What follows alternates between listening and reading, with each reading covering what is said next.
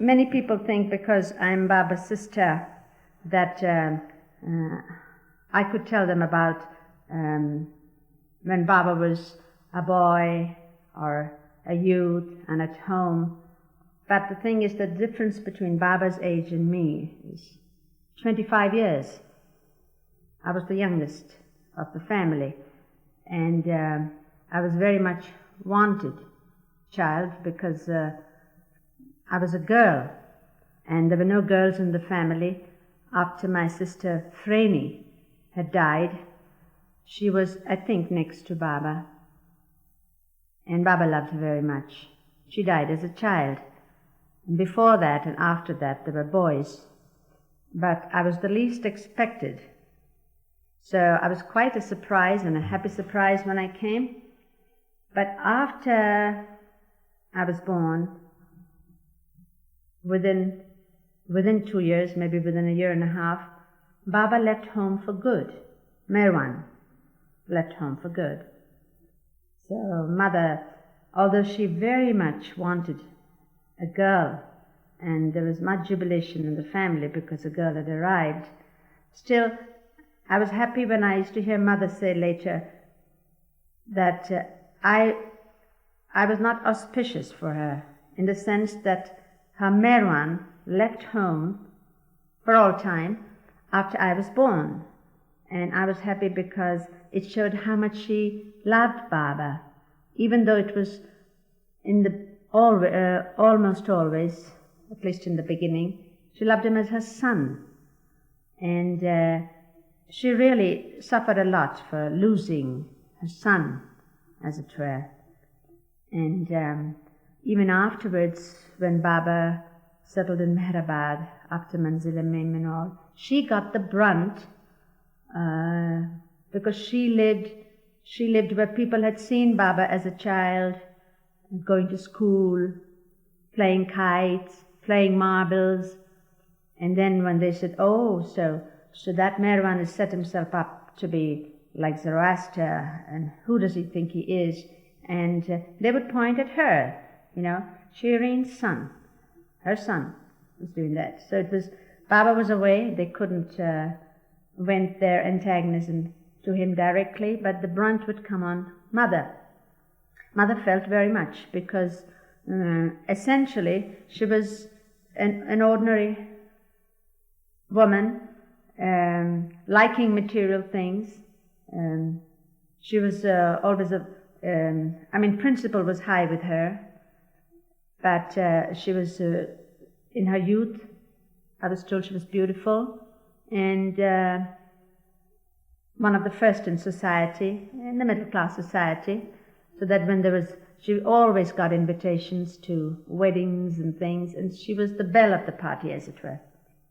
But after all this, when she was ostracized, and she was not only good looking, she was very intelligent, witty, and sensitive to the criticism from the others. And it was more than criticism, it was very often openly expressed antagonism. And so Mother had her pride. She didn't want them to see that she was hurt, but she was. And above all, she felt the loss of Meherwan, that he had left home, he had gone away, and all those plans she had for him. And she really loved Baba best of all her children. There's no doubt about that. And sometimes when I would come from school, even when I was 9, 10, and I would see her sitting before a cupboard and chest of drawers, taking out old things that were Meherwan's, trousers and coat and all. And sometimes I caught her at it, because usually she wouldn't show it, and she would be holding this in her hand, and I'd see the tears drop on the clothes of Meherwan's.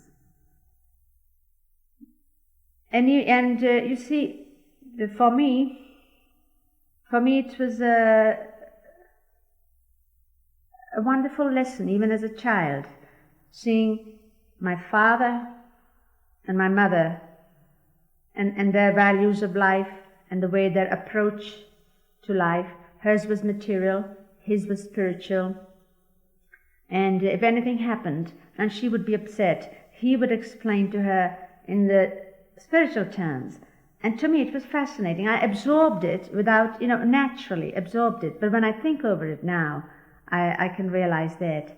Like, actually, my mother had to wear the trousers in the family, as you say, because my father, who was very kind, very good, and he never neglected her or made her feel that she had married a man who was spiritually inclined and who was so much older than her. He loved mother, and he was carried out his duties perfectly, but it was just not in him. For instance, if he would go to the toddy shop and for the work, and sometimes he had to sleep there at nights, and the mother would give him a blanket to be with him, and next day, the time when he came home, there would be no blanket, and mother would ask what happened to it, and he had given it away because there was somebody, who was very poor and very cold. And one day I still remember my mother remonstrated and said, Sharog, that's how she called him, Sheriar, and Sharog is Irani, dialect Irani. In this, Sharog means Sheriar, like Merog is for Merwan. She always called Baba Merog. And she said, Sharog, if all the blankets I've given you, which you haven't brought back, if I had set up shop, I would be earning a lot from this blanket shop, you see. And then my father would laugh, and there were, at that time, in the toddy shops were quite, going well. And my mother would sometimes, I would hear her say, these things, you see, I was too young to participate in the things. But when I was home from school and I'd overhear, and some things have stayed in my mind.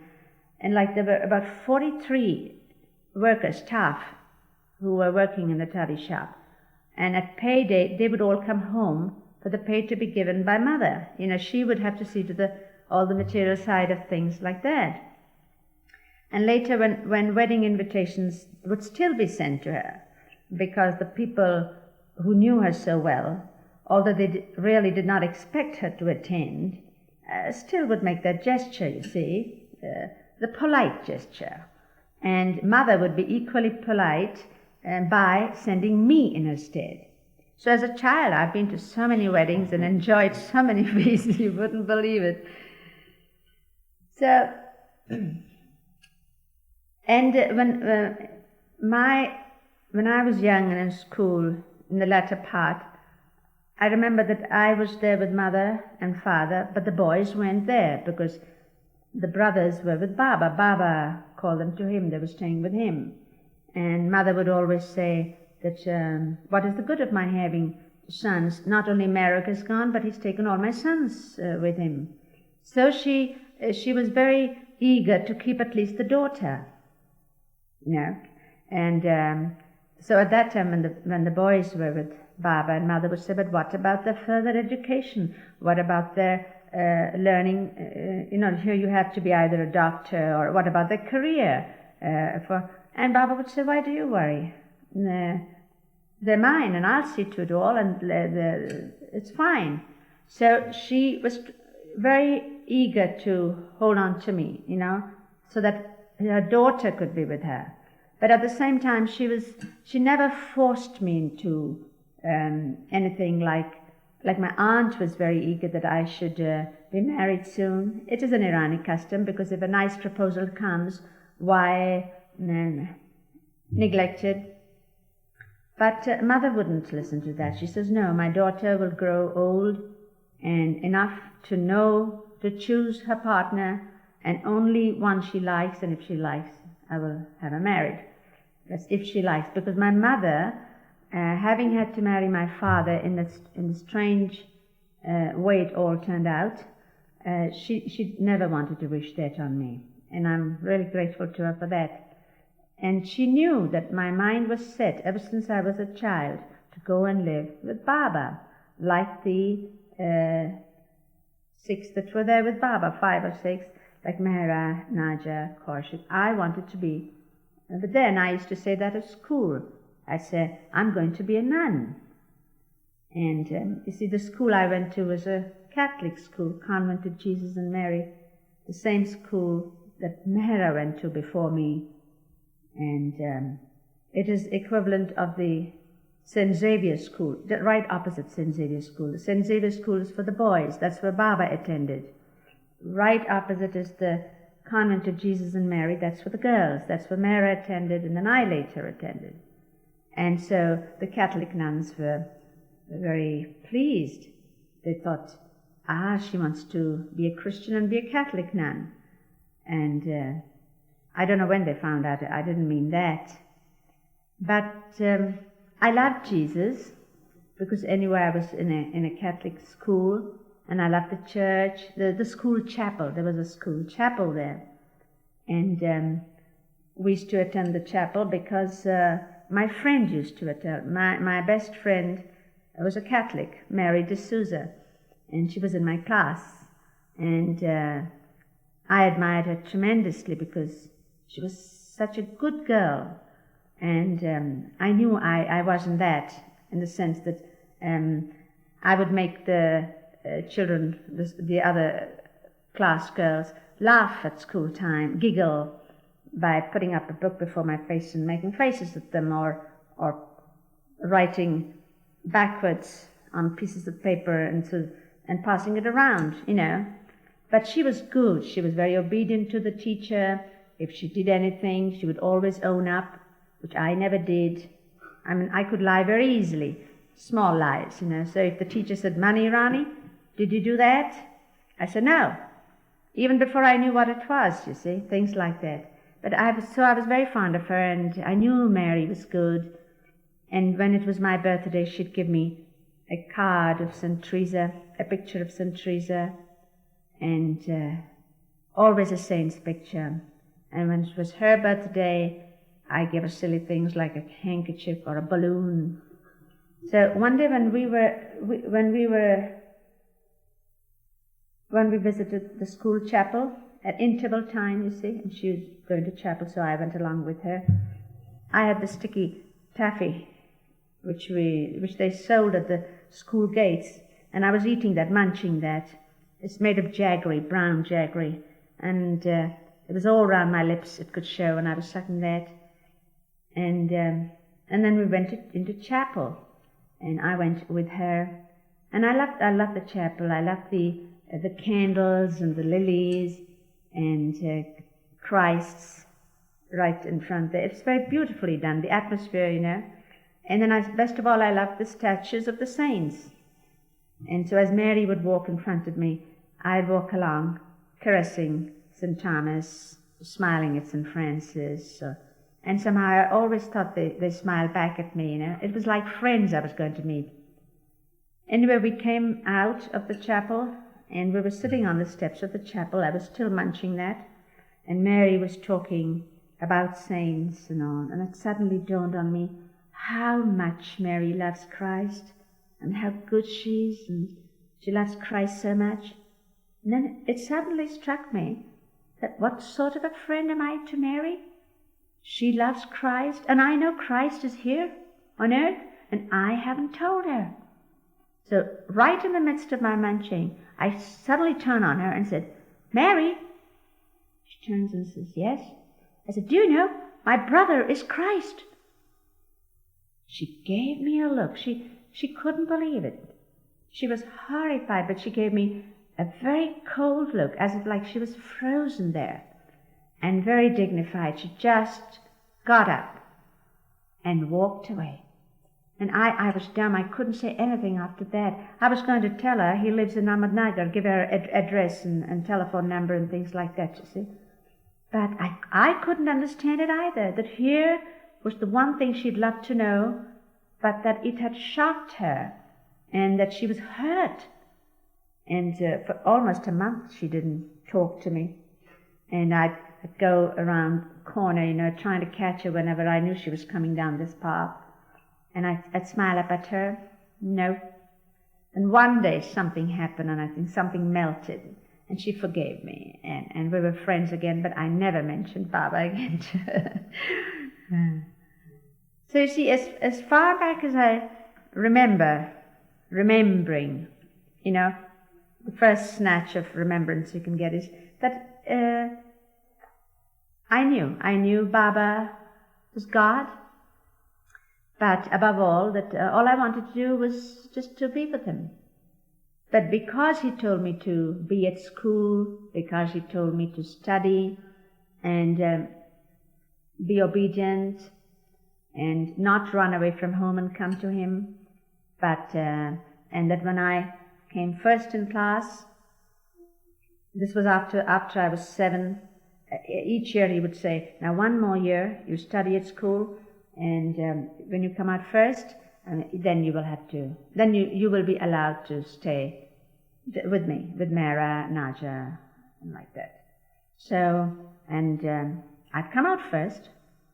Usually I was a lazy student, clever but lazy, and I would only make up just before exam time. I'd say, oh my God, I've got to study hard because exam time is coming and I must stand first.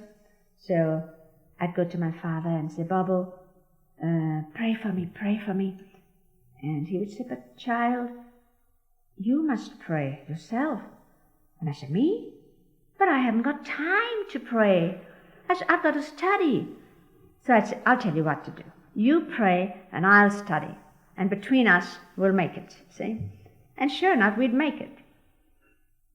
More often than not, I'd forget his part in it, you see, but I'd come out first and very happily go to Baba, and Baba would be so pleased, and I'd get kisses and caresses, and in the way that only Baba can do, he would send me back for another year, next year for sure. And then when he would send me back, you see, Mother would come with me in the holidays and be there or leave me and then come back to take me home, because I'd be there for the Christmas holidays. In those days we used to get the longest was the winter holidays, Christmas holidays, a month or more. So, but leaving time and then was agony. And Baba said, be happy and study well, and next year you'll see, you'll be with me for all time then. But learn well, be studious. And as we were going in the train back to Pune, I'd cry silently, but just cry. My eyes would be red, and poor Mother would have to tolerate that, which I didn't see her side of it till one day she remonstrated right in the compartment of the train. Said, Mani, she said, do you realize that all these people around us are not looking at you, they're looking at me, because they think I'm your foster mother or somebody, and I'm ill-treating you, and that's why you're crying. And I looked up with those swollen red eyes, and sure enough, they were all glaring at Mother. After that, I was good, and I understood, because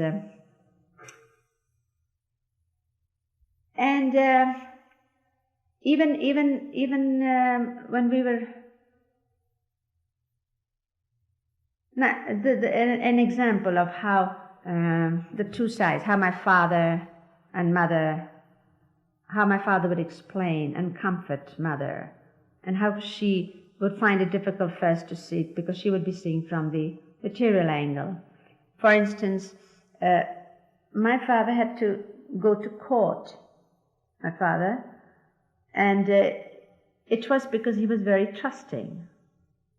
And Mother wasn't in the shops to see all that, you see. Mother couldn't read or write English, but she was a wonderful mimic. She was not only intelligent and witty, but she was a wonderful mimic, and she would sometimes give a demonstration of someone talking English. It was priceless. But anyway, she couldn't read or write English, you see. She could understand maybe a little bit. So there was Father, as he was getting on in years, and the shop work, because it was wide, you see, you had to go and buy in auction whole plots of toddy trees and things like that. And he had kept employed a young Irani man, out of sympathy out of affection, and, he liked the boy, and he kept him on his staff. And then the boy was clever, and he got closer and closer and took more of the work over on his shoulders, till Father thought it was fair to make him a partner. So he was a sort of a partner with Father. And Father left more of the things to him. The boy knew English. The boy was very intelligent. And so whenever things were to be done in signature, my father was needed, my father would sign at his say. So one day this young man, called Father over to his house for supper. Father was very happy to accept. He went there, and there was very, very good supper served. Every Irani loves his meat, and a bit of the drink that's very near to Rano, so that's very near to vodka. That's the Indian drink. And my father also had a very good sense of humor, just like my mother had. And they were talking of Iran and the days, and after the supper at that young man's house. And just as he was leaving, the man said to my father, there's just this one paper you had to sign, by the way. We have bought, you remember you wanted so many thousand trees in that auction that was to be there, and it needs your signature. Oh, yes, says my father. And there was one person there who, now that we see, was later a Baba lover. And there was that young man, and there was my father. My father, that Baba lover was working under my father. So my father had taken him along. So there was this thing on the table, and there was a blotting paper or some paper above, and my father signed his name.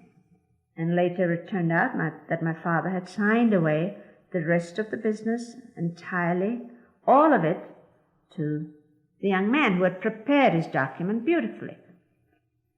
So, of course, the next thing I remember is that there was a court case on, and Mother was handling the whole thing. None of the brothers, Baba didn't send any of the brothers, and so she single-handedly, I would see her do that, and when our lawyer would bring papers and things for her to sign, she would say, "Come tomorrow," and she would keep those documents, papers, whatever that applications that she had to sign. She would, when I would come home from school, she would keep my lunch warm and plate and everything ready, and I'd see her go out, take out her umbrella, and go out with the document. She would go to some person, Irani person, who's very well versed in all that, a big man, you see, and she would wait there till he came for his lunchtime. That's the only time she could catch him at his home, and simply ask, "Is it all right for me to sign this?" And he would read and say, "Go ahead, sign, that's all right." You see, that's the way she would handle it. Now, my father didn't help in the case at all. So at home I would hear this. My father would say, "Shireen, I feel so sorry for him. You don't know what he would have, how he will have to pay, and for how long, what he has taken on himself. You don't know. I'm really sorry for him." And she would flare up and say, "But don't you feel sorry for me? Don't you realize what this means, that all our business and everything is just gone? And I won't be alive to see what's happening to him, but what about now? What are you talking of his future now?" And then again he would explain very beautifully. But my father was exasperating in the sense that he exasperated the lawyer as much as he exasperated Mother in this matter. Because when he was to give evidence, my father stood in the dock to give evidence, and he would side, or at least speak very nicely, about the man who had deceived him. And the lawyer would, the next scene, as I remember, the lawyer would be telling my mother, "Please, Shireen Bhai, please tell your husband, at least, if he doesn't want to say anything derogatory, please to keep quiet and just say yes, no, but not to say it's not his fault, it had to happen. He was really very good. Something must have happened to make him do that. Yes, definitely, this is my signature. It's true I didn't read, but then I can't read," and things like that.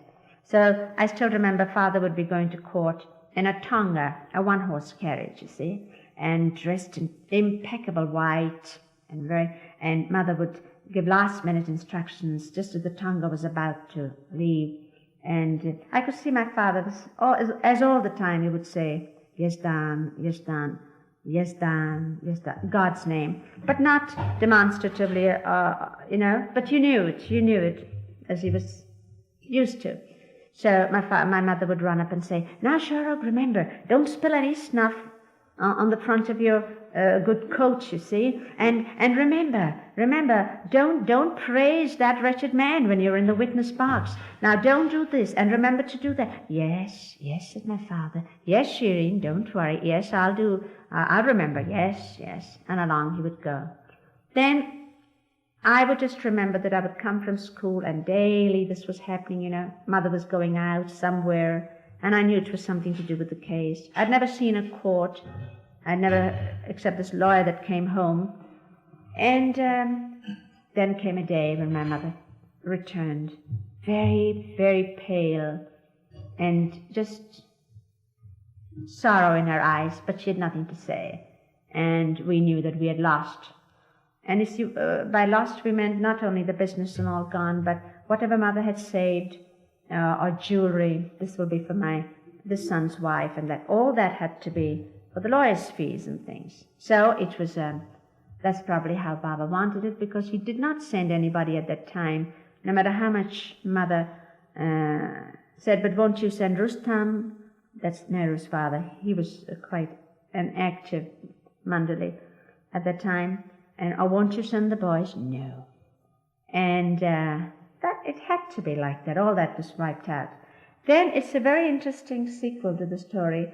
Mother never saw them suffer, as father was so sorry for them, but she saw the bay tree flourish. The young man and his family just grew richer, and they built houses, and it just went on. But father sent a message to the young man and said, remember, I'm an old man. I may not live for long. But remember that there is nothing that I owe you, not even forgiveness, because I already forgive you. I've already forgiven you. You already have my forgiveness. So now there is nothing between you and me. It's only between you and God. Because he didn't even want that on him, that he might sometimes say, oh, Sharog, forgive me. Whatever it is. My father said, I've already forgiven you. That couldn't have meant much to the man at the time. But years and years and years later, after Mother died and all this was over long ago, just about forgotten, we were in Guru Prasad. I don't remember the exact year it was. I think it was the year Ivy had come. Anyway, the darshan was given, a small darshan, but Baba was sitting on the veranda, not in the hall. The hall doors were closed on the small veranda. So there were quite a good gathering, but not those big darshans like that was being in the hall. And we were looking through the pane glass of the doors to Baba sitting and people coming. Suddenly we saw a Zoroastrian woman, because we could know from their sari, come to Baba, drop on her knees, and burst out sobbing. Dropped at his feet and burst out sobbing. And Baba caressed her head and put her head on his lap and nodded and let her cry. And then after a while, she said, what is it, Baba said? She said, he won't die. Not until you forgive him. So as it turned out, she was the wife of that young man who was now an old man, who was on his deathbed, but his life wouldn't leave him, as she put it, because she said, I must have forgiveness from God. He said, God must forgive me. Sharad has forgiven me. I must have God's forgiveness. Somehow he kept repeating that. So she, who was not a Baba lover as we knew, she had heard Baba was there, and in her husband's strait, she came to Baba, and this is what she was asking. And what do you think Baba said? Baba said, I forgive. Don't worry, I forgive. And the way Baba would do, when Baba would say, I forgive, oh, James, it was like an ocean had wiped out any traces on the whole beach. Just nothing left. That was because his could be the only real giving and the only real forgiving. And it's not just from knowledge. I mean, when Baba would say that, you'd feel something. It was as if things had just completely washed away. And Baba said, I forgive. And very shortly after that, some said after 2 days, 3 days, some said the very next day, the man died. Left he could leave that body of his. Yeah. So in that way, at that time, I could see so much my mother being consoled and comforted by this spiritual. And then mother did accept the fact. But then she had to face society. You see, her problem was that. She would say, all right, Merog, you are like Zoroaster. You should say you are like Zoroaster. But you go around saying, well, he didn't go around saying, but I mean, like I'm Zoroaster, you say you are Zoroaster, but that's very odd. You see, that's what puts up the backs of the Zoroastrians, she said. You should say, I'm like Zoroaster. They can digest that. She would tell Baba that. And Baba would smile. And Baba, Shireen, did she ever take Baba as God, or did she always look at him as a son? I mean, was there ever a point where Yes, there was a point. There was. Because I remember, you see, she loved him and felt for him as her son. But for some time, you wouldn't know that she had accepted the fact that Baba was God. But it would slip out in the latter part, yes. In spite of her suffering, she suffered for Baba being God. But she knew, because I remember when she was in Meherabad once, and Baba had been on a long fast, and it hurt her. It hurt her that Baba should not be eating and just being on water, sometimes without water. And so when she burst out and said, but Merog, you have nothing to gain. You say you have realized you're God. You've realized God. You have nothing to gain. It's for them you are doing. So why don't you make them fast? Why do you fast? Why don't you make these, because all were then very young, so she would say, these chits of girls and boys, why don't you make them do these things? Why don't you make them observe silence? Because she felt very much for that too. She'd always say, my Merwan has such a beautiful voice. She was so proud of it. She would tell the neighbors. And so Baba, one of the rare occasions, he said that, because Baba always, in spite of the outward tips, as you might say, or in huffs there might be between them, Baba loved Mother because he would always show that in many ways. So he turned and explained to her. He said, if all of them fasted all their lives, it wouldn't equal 1 day of my fast. And if all of them combined kept silence for the rest of their lives, it wouldn't equal 1 hour of my silence. So after that, Mother didn't say anything. But to show how Baba would go all out for Mother.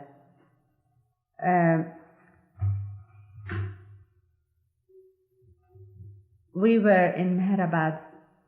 I'd come over for my holidays.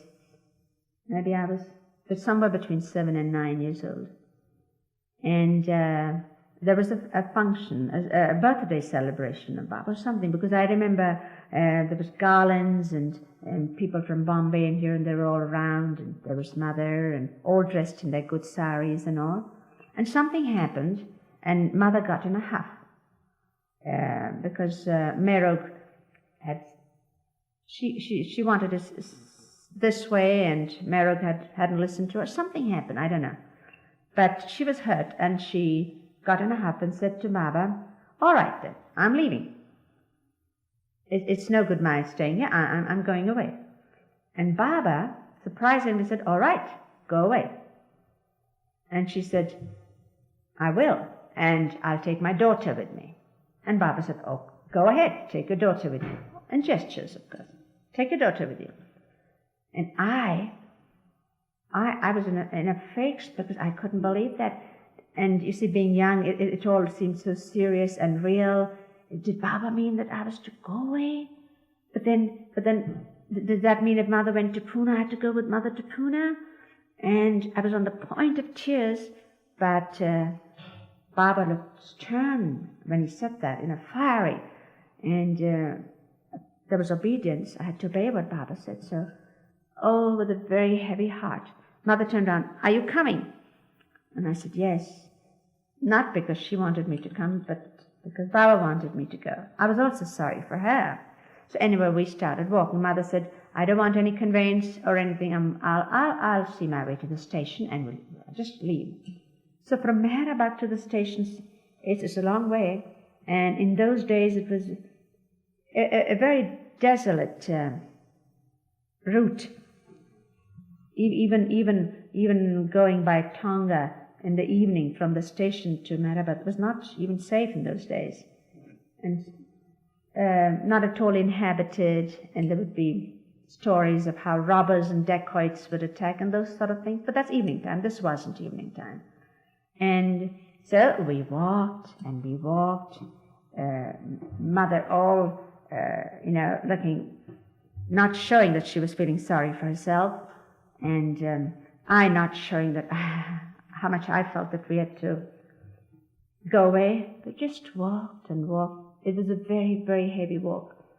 And we must have walked some miles, but there were still more miles to go. And right under the shade of a big tree, Mother sat down, and I sat beside her. And I don't remember what I said to her and what she said to me, but it ended up with, I was saying that I would go and call someone or do something. I still don't remember. The next thing I remember is that she said, "All right," and I was walking back toward Meherabad, either to get a tonga or to get somebody to conveyance or something like this. So I left Mother sitting under the shade of that tree, and I walked and I walked and but I hadn't gone very far when I saw coming along the road a beautiful white figure, a figure in white, with hair flowing, even though it was so far away. It was as if the figure was floating towards me, not walking. And my heart suddenly, "Oh, that's Baba." And sure enough, now I started running towards him, going fast. He was striding. When Baba could walk real fast and yet not show he was hurrying. It never would seem that he was hurrying, but those long, graceful strides. But there was Baba. And the golden hair going like that, and that sadra in the breeze. Oh, it didn't seem earthly, it didn't seem real, but it was Baba. So I walked, and he came up when we met, you see. And he looked down at me and he said, and as soon as I saw him and was walking towards him, I started crying. Till then I was buttoned up, you see. And he wiped my tears and said, what are you crying for? Everything will be all right. You know that. Come on. So I caught hold of his finger and we walked back. Where is Mother? I said, she's very, very far away there. Already Baba had walked some miles, and Baba would not let anyone accompany him. You see, Baba had not let anyone accompany him, any of the Mandali or any. He wanted to come by himself. And the sandals he had on were the sandals that are now in the showcase in the museum on Meherabad Hill, the ones next to the Kamli coat which he would wear. Heavy sandals that had been patched and repatched, and he would not wear any other sandals till some of the leather patching had slipped, so that you will see one sandal looks much bigger, longer than the other. But anyway, those are the sandals he had on. And he walked along with me till we came to Mother. And then, in the way that only Baba could do, he put it right with Mother. And so 3 of us, Baba, Mother, and I, again walked back those miles and up to Meherabad. And Mother was happy. What did your father think of Baba? Baba said that your father always had an idea. Oh yes, he knew even before Baba was born. He knew. When he had heard that dream that Mother had, in which she told her mother and father, he said, "Shireen, you don't know who's to be born to us." Oh, he always knew. And how did he treat marijuana? You see, I wasn't there. Yes. But Baba told us that he knew from the first who Baba was, and how he revered and loved his son. And I think that's one of the nicest graces, Baba's grace, that no matter what our weaknesses or smallness or in any way, the ones that have this time been his man family, as I call it, all love him.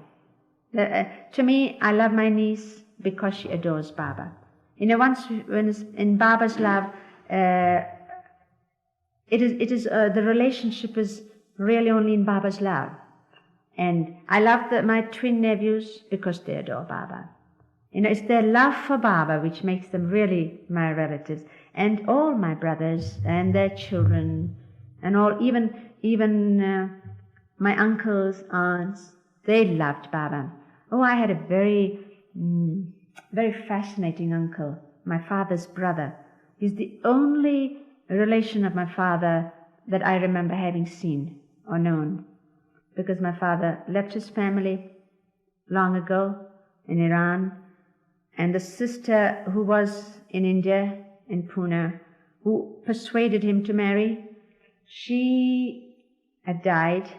So the only fellow I remember was this my paternal uncle, and he loved Baba. My maternal uncle loved Baba. Those that were alive when I was there, I still remember. There's a picture of Baba with both the uncles on both sides. Padri had taken that. So this Kaka means brother of your father, and he was a typical Irani. He had a nice little beard and small eyes, and very tough, wiry fellow. And he would spend about 6 months in Iran and 6 months in India. And Padri loves to talk about him. And he says how when he would come to Ahmednagar, from here there to Meherabad, he would walk. He was oldish then. But Baba would send a tonga, milk tonga, a little tonga in which, not this regular kind of tonga, but it's a flatter kind. And I think Sidhu was driving that tonga at that time. But it was the Meherabad tonga, you see. So it would be sent to fetch uncle. So at the most, when Sidhu and all would persuade him very much, at the most he would put his bundle on it, but walk side by side with it. He didn't believe in traveling by anything except your own legs, unless it was absolutely impossible to do so, like going on water or in trains and things like that. But he loved Baba, and his sons loved Baba. So when Baba would come over to the house, do you remember any times of that? Yes. When Baba would come to the house, how would he? Now I still remember. That's what would interest you. I still remember Baba had come over to the house with the men Mandali. There are a few of them that were living with them at the time. One of them was, of course, Gustadji, and they had come home, and in the hall, in the house where Behram and his family now live. As you enter, there's that big hall. And there on the floor were mattresses and things put, and Baba was sitting there, and the men were sitting around him. And one of them was a great hulky fellow, an Irani, with a black buttoned coat, in a Parsi coat, and a black cap. He died, but he loved Baba very much. I still don't know exactly who he was, but he was an Irani somewhere. And Baba was teasing. I remember this teasing, how Baba teased this man at this particular time, but I don't remember Baba's voice, but Baba was talking then. Baba was talking at that time. And Baba was telling the others, you see, some of them went out for a minute, maybe a drink of water, or maybe to go to the bathroom, you see, and they'd come back. Each one went out in turn. So when they came back, Baba said, now remember one thing, don't you see that Jambu Mama doesn't leave the room? And they wondered why. And then Baba explained, because he's got that black coat, all the mosquitoes are going to him. You see, mosquitoes are attracted by a black thing. But if he goes out, all the mosquitoes will come to us. And I remember the roar of laughter. And as a child, I thought it was really funny, and I was having that little bit I remember. I remember Mehera coming to our house with Baba, and I think they stayed the night. Anyway, I remember Mehera standing by the well, combing her hair, and I remember thinking, oh, how lovely her hair is. It was long and nice brown and wavy, and things like that. And I remember Baba putting the turtle in the well, the turtle that is in the well now, in that house, in Baba house where Behram is living now. The turtle in the well was put by Baba. Patil, that old one of the oldest still living in Pune, he had brought this turtle in a pail. And he was with Baba, and Baba and he had brought this turtle that was, or do you call it tortoise? Whatever it is. It was in the pail of water. And Baba tied a rope to it and put the pail down into the well. And when the turtle came out, started swimming, he pulled the pail out. And that turtle is still in the well. So they say, he's seen Meher Baba. He's been touched by Meher Baba. Things like that. And then at that time, one of the games Baba and the men would play was checkers, what you call checkers, you see. And later on, I wanted to play. So Gustadji played with me. And I won. And I would tell everybody. Gustadji was talking too at that time, and I was telling everybody, oh, I won. I beat Gustadji to it. And I was telling everybody, oh, I won. I beat Gustadji to it. And everybody said, oh, how wonderful. And Gustadji made a face. I didn't realize till years later that maybe he allowed me to win. But he was also making it very realistic and saying, can you imagine, Mommy beat me at this game? And things like that, little glimpses of Baba's visits. He has visited a number of times. Did your mother try to pull you away from Baba ever, or did she allow you to go? No, she tried to hold on. She tried very hard to hold on to me. But it was a subtle war between sort of Baba and Mother over me. So that, I think, is when Baba gave back the boys. You see, that's how it happened. And then that's when Jal was sent back, and my mother wanted someone to marry, and Baba told Behram to marry. He didn't want to. So in a way, I always, when Baba tells me, you look after them, I feel maybe, you see, it really is owed to them by me in some way. Of course, I'm doing it because Baba said it. But so Baba said, all right, you can even have that. I will order Behram to marry. And he didn't want to. But then he obeyed Baba and married. And many little things happened. But then I was with Baba. It was 1932. So I'll be 14. But my birthday is in December, you see, so maybe not quite 14. It's before my birthday. Actually, what is the time? Maybe that reminds me of lunch.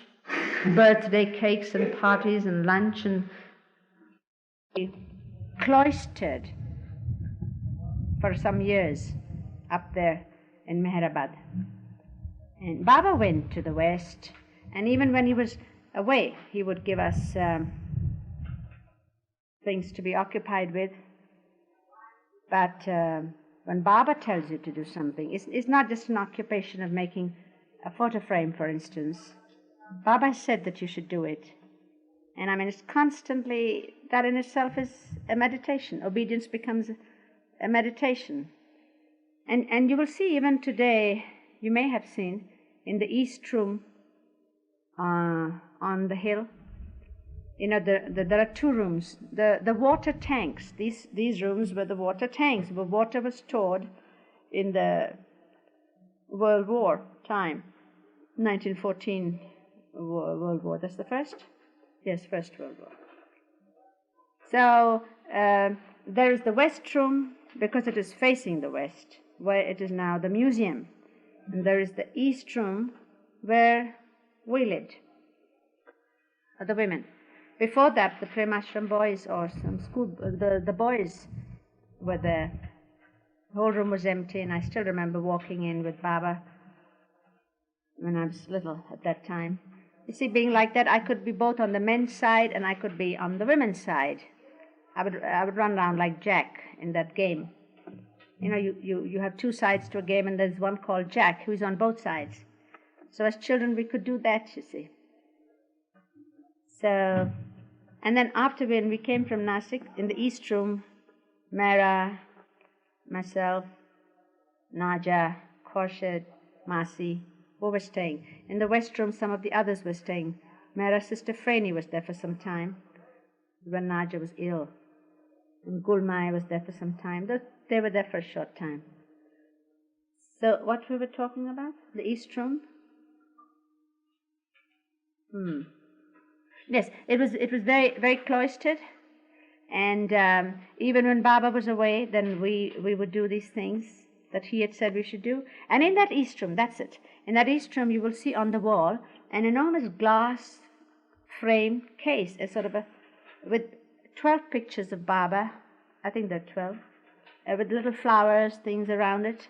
Well, we did that. One of the things we did during Baba's absence, during Baba's visit to the West. And Baba would look so pleased when we had completed it. And of course, Mera and the others were embroidering that some of the things for Baba. You will see in that museum, in one of the showcases, a gold crown.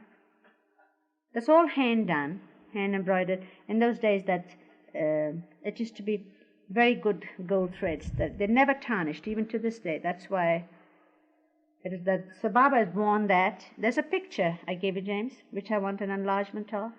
Please remember. And so that gold crown and that was embroidered by them, Mera, Khorshid, Naja, and all of them. And but that was before that was earlier times. And that garland that you see there in that showcase, that was made out of the saris, silk saris, white silk and pink silk. And that Baba is worn in that. So we used to do whatever Baba would direct us. You directed a lot of the plays, didn't you? I mean, the plays that you put on for Baba and the Oh yes, but that Did was... Baba direct you to do that, or was that just... No, Baba wanted that. Baba was always fond of that, like the Baba to tell a story. You know, before this reading of stories, Baba would say, tell a story. You know, and someone would sit and tell a story. And these plays, but it was not at that time. You see, there was a phase, as it were. Like Baba had his phase with masks for so many years. Baba had the phase... So this phase was during, not in those very early years. Actually, though, even in Nasik we put up little plays for him.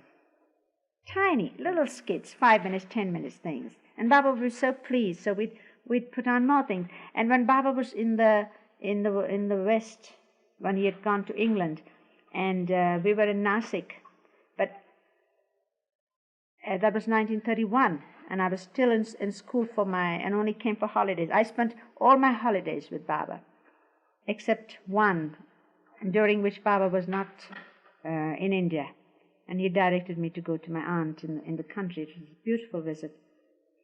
But there in Nasik also, and I wasn't directing it then, they had put up a play for Baba. Baba wanted them to put up something. And Mera and Franny and Dina, and of course Naja, Kaushal, all of them were there. Dolly, Adi's sister Dolly was all right then. And she was part of it. And they did it very, very well. But then later, when there were these other plays and skits, Baba would say, turn to me and say, now in 3 days, can you do it in 3 days? And we say, yes, Baba. And we just go at it. And somehow it would all come. Songs, I would write in a few minutes, the songs and tunes. And then we'd sit and rehearse it. Katie, Rano, Erach's sister Manu. There was a time when we would do skits for Baba. Rano, Manu and myself, the three. Then there were the bigger plays. Bangalore, I think, is the time when we did most of the plays. Of course, there was long intervals in between during our life with Baba, so they were not all lumped together, but definitely. And Baba used to enjoy them. Once Vilu came and saw one of our plays, and she said, whenever you do it, no matter what part of India you're in, just send me a telegram, I'll come. She said, I spend money and go to these theatres and all, but it's nothing to what you all do. She really would enjoy it. And Baba, of course, the main and only important part was that Baba really enjoyed that. Or sometimes we would make little skits, like Rano and Kitty in one little thing, and then three of the others in a little thing, and then we'd each. But if you start me talking about plays...